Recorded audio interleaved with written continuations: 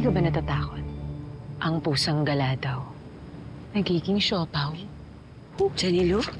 Anong ginagawa mo dito? Sinadya talaga kita. Eh, hindi ka naman mahirap hanapin eh. Trending ka pa nga eh. Balitang-balita. Yung pagsunog mo doon sa coach mo. Wala akong kinalaman doon. Eh, yung ginawa mo sa akin. Hindi mo naaalala?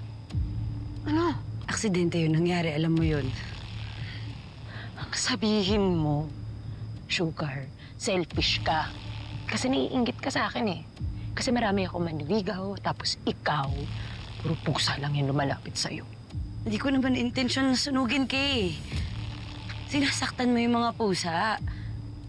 Pinagtatanggol ko lang sila kaya natulak kita. Mas kinampihan mo talaga yung mga hayop kaysa sa akin.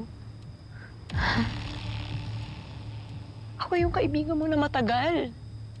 Ako na nga lang yung kumakausap sa'yo tapos ginanito mo pa ako. Aksidente lang talaga yun. Hindi.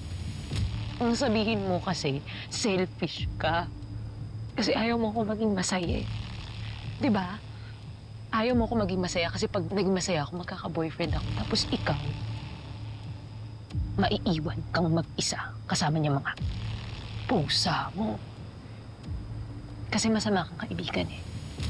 Diba? I'm sorry. Okay lang? Na-meet ko na naman yung mga bago mong kaibigan eh. Ano?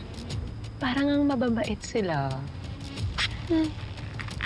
Sana, hindi nila ma-experience yung na-experience ko sa'yo. Anong sinabi mo sa kanila?